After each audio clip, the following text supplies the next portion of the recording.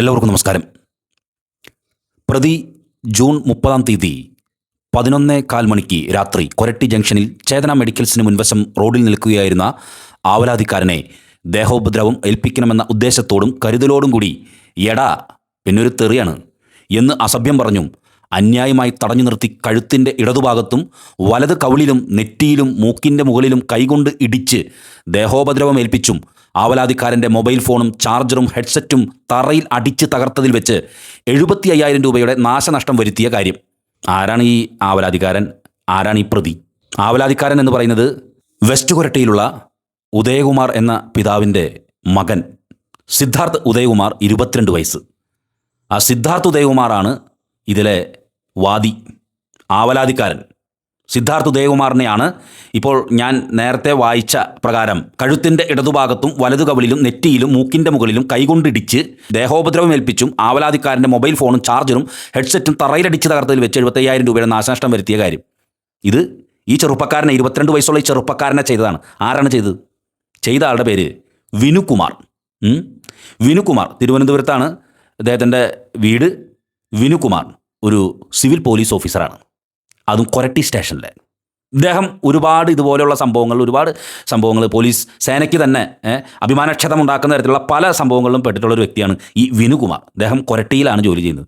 ഇയാളാണ് ഈ കേസിലെ പ്രതി. ഇയാളാണ് ഈ പറയുന്ന രീതിയിൽ എടാ പൂ എന്നൊക്കെ പറയുന്ന തെറി പറഞ്ഞുകൊണ്ട് ഈ പറയുന്ന ഈ 22 വയസ്സുള്ള സിദ്ധാർത്ഥ് ഉദയകുമാർ എന്ന് പറയുന്ന 22 വയസ്സുകാരനെ ഇതുപോലെ മർദ്ദിച്ച് അവൻ്റെ ഫോണും സകല സാധനങ്ങളും നശിപ്പിച്ചത്. പക്ഷേ ഇതിലുള്ളൊരു വ്യത്യസ്തം എന്നറിയോ? കൊരട്ടി പോലീസ് സ്റ്റേഷനിലെ CI അടക്കമുള്ള അവിടുത്തെ പോലീസുകാരും ഇതിനെ സപ്പോർട്ട് ചെയ്യാൻ നിന്നില്ല. കൃത്യമായി തന്നെ ഇടപെടലുകൾ നടത്തി കേസെടുത്തു. ഇയാളെ സസ്പെൻഡ് ചെയ്തിരിക്കുകയാണ്, ഈ വിനുകുമാർ എന്ന് പറയുന്ന പോലീസുകാരന്. ഇതെന്താണ് സംഭവം? ഈ വെസ്റ്റ് കൊരട്ടിയിലുള്ള ഈ ഉദയകുമാർ എന്ന് പറയുന്ന ആളുടെ മകൻ സിദ്ധാർത്ഥ് ജോലി ചെയ്യുന്നത് കോട്ടയം കുറവിലങ്ങാടാണ്. ജൂൺ 30 അദ്ദേഹത്തിൻ്റെ അടുത്ത ഒരു ബന്ധു മരിച്ചത്. ആ മരിച്ച കർമ്മങ്ങളിൽ പങ്കെടുക്കാൻ വേണ്ടി വരികയായിരുന്നു. ഒരു 11 മണിയോട് കൂടിയിട്ട് കൊരട്ടി ജംഗ്ഷനിൽ ബസ് ഇറങ്ങി. അതിനുശേഷം അവിടെ ചേതന മെഡിക്കൽസിൻ്റെ അവിടെ കയറി നിന്നു. അപ്പോൾ അവിടെ നല്ല മഴ പെയ്യുന്ന സമയത്ത് അവിടെ തൊട്ടടുത്തുണ്ടായിരുന്നൊരു പോലീസുകാരൻ, കുടയിൽ കയറി നമ്മൾ കുട ചൂടി കൊടുത്തു. ആ കുടയിൽ കയറി നിന്ന് അങ്ങനെ മഴ നനയാതെ നിന്നു. ഒരു മാനുഷികമായ പരിഗണന ഇതാവണം പോലീസ്. ആ മഹാത്മ്യം കാണിച്ച ആ പോലീസുകാരൻ ആരെന്ന് എനിക്കറിയില്ല. എന്തായിരുന്നാലും ആ മഴയത്ത് കുട ചൂടി നിന്ന്. ഇതിൻ്റെ ഇടയിലാണ് ഈ പയ്യൻ ആ പോലീസുകാരൻ്റെ കുടയിൽ ഇങ്ങനെ ചൂടി നിൽക്കുന്ന സമയത്താണ് ദാ വരുന്നു ആക്ഷൻ ഹീറോ വിനുകുമാർ.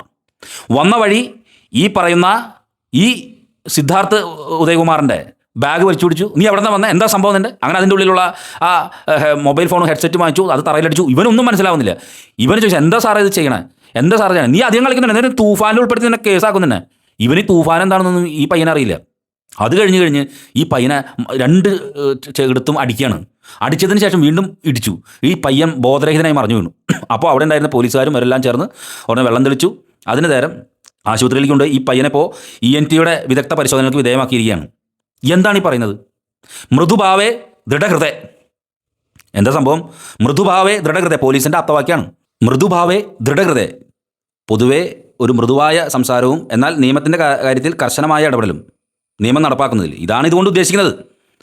ഇതുപോലെ തന്നെയാണ് പോലീസ് സേനയിലെ എല്ലാ പോലീസ് സേനാംഗങ്ങളും വളരെ നല്ല രീതിയിൽ ഈ ആപ്തവാക്യം നെഞ്ചിലേറ്റിക്കൊണ്ട് മുന്നോട്ട് പോകുന്ന പോലീസ് ഉദ്യോഗസ്ഥരാണ് ഞാൻ കണ്ടിട്ടുള്ളത്. പക്ഷേ അതിൽ ചിലർ ഈ പോലീസ് സേനയ്ക്കും പോലീസ് സംവിധാനങ്ങൾക്കൊക്കെ അപമാനമുണ്ടാക്കി വരുത്തിക്കുന്ന ചില ഇടപെടൽ ചെയ്യുന്നുണ്ട്. ഇത് തുടർച്ചയായിട്ട് ചെയ്തുകൊണ്ടിരിക്കുന്ന ആളുകളെ ഈ സേനയിൽ തുടരേണ്ടതില്ല എന്നുള്ള തീരുമാനത്തിലേക്ക് സർക്കാർ സംവിധാനങ്ങളും പോലീസ് എത്തിച്ചേരണം. എന്താണ് 22 വയസ്സുള്ളൊരു പയ്യനെ അവൻ്റെ ചെവിടിനോ മറ്റു കാര്യങ്ങൾക്ക് എന്തെങ്കിലും കേൾവി ശക്തിക്ക് എന്തെങ്കിലും പ്രശ്നങ്ങൾ ഇപ്പോൾ പറ്റിയിട്ടുണ്ടോ? അതിന് ബന്ധപ്പെട്ട ടെസ്റ്റുകൾ നടത്തിയിരിക്കുകയാണ്. ഇപ്പോൾ നിലവിലിട്ടിരിക്കുന്ന FIR പ്രകാരം ഈ കേസിൽ സിദ്ധാർത്ഥ് ഉദയകുമാറിന് വേണ്ടി ഹാജരായിട്ടുള്ളത് അഡ്വക്കേറ്റ് സ്വാമിനാഥനാണ്, നമ്മുടെ ചാലക്കുടിയിൽ. അദ്ദേഹവുമായി സംസാരിച്ച് കഴിയുമ്പോൾ അദ്ദേഹം പറഞ്ഞത് ഇതുമായി ബന്ധപ്പെട്ട് ഇപ്പോൾ വളരെ ദുർബലമായിട്ടുള്ള വകുപ്പുകളാണ് ഇട്ടിരിക്കുന്നത്. ഇപ്പോൾ ഈ ENT പരിശോധനകൾ ഇപ്പോൾ നടന്നുകൊണ്ടിരിക്കുകയാണ്. അതിനുശേഷം എന്തെങ്കിലും സംഭവങ്ങളുണ്ടെങ്കിൽ തീർച്ചയായിട്ടും വളരെ ഗുരുതരമായിട്ടുള്ള വകുപ്പുകൾ ഈ കേസിൽ പ്രതിക്ക് നേരെ ചാർത്തണമെന്നാണ് അഡ്വക്കേറ്റ് സ്വാമിനാഥനുമായി സംസാരിച്ചപ്പോൾ അദ്ദേഹം പറഞ്ഞത്. നിലവിലെ ഇപ്പോൾ ഇട്ടിരിക്കുന്ന വകുപ്പുകൾ വളരെ ദുർബലമാണെന്ന് പറയുന്നത്.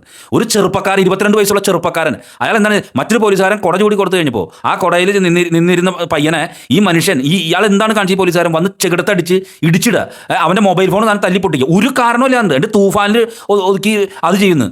ഇത് തീർച്ചയായിട്ടും ഒരു കാര്യം പറയാം, പോലീസ് സേനയ്ക്ക് മാത്രമല്ല പൊതുജനങ്ങളെ പോലീസിൽ നിന്നും അകറ്റുന്ന തരത്തിലേക്കുള്ള ഒരു കാര്യമാണ് ചെയ്തത്. എന്തായിരുന്നാലും കൊരട്ടിയിലെ പോലീസ് സംവിധാനങ്ങൾ, കൊരട്ടിയിലെ CI ഉൾപ്പെടെയുള്ള ആളുകൾ ഇതിന് വേറെ സാധാരണ നമ്മൾ കാണുന്നത് ഇവരെ സംരക്ഷിക്കാൻ നിൽക്കുന്നതാണല്ലോ. പക്ഷേ അത് ഉണ്ടായിരുന്നില്ല. കൃത്യമായ ഇടപെടലുകളുണ്ടായി സസ്പെൻഡ് ചെയ്തിരിക്കുകയാണ്. അപ്പോൾ എന്തായിരുന്നാലും വിനുകുമാർ സാറ് കുറേയും കൂടിയും ഒന്ന് ചിന്തിക്കുക. തനിക്ക് പറ്റിയ ജോലിയാണ് എന്താണ് ഇങ്ങനെ ഒരു കാരണം ചില ആളുകൾക്ക് ജോലിയിലേക്ക് വരുമ്പോൾ ഒരുപക്ഷെ അവരുടെ ജീവിതത്തിലുണ്ടായ ചില ഇടപെടലുകൾ എന്തോ എന്നറിയില്ല. ചിലർക്ക് ഈ പോലീസ് സേനയിലേക്ക് വരുമ്പോൾ അവരുടെ ചില പ്രതികാരങ്ങൾ തീർക്കാനായിട്ടുള്ള ഇടങ്ങളാക്കി മാറ്റാറുണ്ട്. പോലീസ് സേന അതിന് വേണ്ടിയിട്ടുള്ളതല്ല. എന്തായിരുന്നാലും സിദ്ധാർത്ഥ ഉദയകുമാറിന് കിട്ടേണ്ട നീതി തന്നെ കിട്ടണം. ആ പയ്യന് കേൾവി ശക്തിയോ മറ്റും യാതൊന്നും വരാതിരിക്കട്ടെ എന്നാണ് എൻ്റെ പ്രാർത്ഥന. കാരണം 22 വയസ്സുള്ള പയ്യനാണ്. നമുക്കറിയാം ചെവിട് പൊത്തി ഇങ്ങനെ 2 സൈഡിൽ ഇടിച്ച് ഈ FIR പറഞ്ഞേക്കുന്ന കാര്യങ്ങൾ കേൾക്കുമ്പോഴല്ലേ വല്ലാത്ത വിഷമം തോന്നുന്നു. ആ പയ്യനൊന്നും സംഭവിക്കാതിരിക്കട്ടെ. എന്തായിരുന്നാലും ഈ വിഷയത്തിൽ ശക്തമായ ഇടപെടൽ നടത്തിയ അഡ്വക്കേറ്റ് സ്വാമിനാഥനും വളരെയധികം അഭിനന്ദനങ്ങൾ നേരുകയാണ്. ഉചിതമായ നിയമ നടപടികൾ ഈ ഭാഗത്തുണ്ടാവണം. ദുർബലമായ വകുപ്പുകളല്ല, ശക്തമായ വകുപ്പുകൾ തന്നെ ഈ പ്രതിയുടെ പേരിൽ ചുമത്തണം എന്ന് തന്നെയാണ് എനിക്ക് പറയാനുള്ളത്. പോലീസ് സേന എന്ന് പറഞ്ഞു കഴിഞ്ഞാൽ മനുഷ്യൻ്റെ സ്വത്തിനും ജീവനും സംരക്ഷണം നൽകുന്നവരാണ്. നമ്മൾ എവിടെയെങ്കിലും ചെന്ന് കഴിഞ്ഞാൽ ഒരു പോലീസുകാരനെ കാണുമ്പോൾ സ്വാഭാവികമായ ഒരാളുടെ ഉള്ളിലുള്ള സംഭവമാണ്. നമുക്ക് ഏതെങ്കിലും അപകടങ്ങൾ എന്തെങ്കിലും പറ്റുമ്പോൾ ചെന്ന് ഓടി വന്ന് ആശ്രയിക്കാനുള്ള ഇടങ്ങളാണ് പോലീസ് സ്റ്റേഷൻ. ഇങ്ങനെയുള്ള പോലീസുകാർ അവിടെ കുത്തിയിരിക്കുന്നുണ്ടെങ്കിൽ ആശ്രയങ്ങളാവില്ല, ആളുകൾ ഓടിപ്പോവും. എന്തായാലും ഈ വിഷയത്തിൽ ഉചിതമായ ഇടപെടലുകൾ ഉണ്ടാകട്ടെ. നന്ദി, നമസ്കാരം.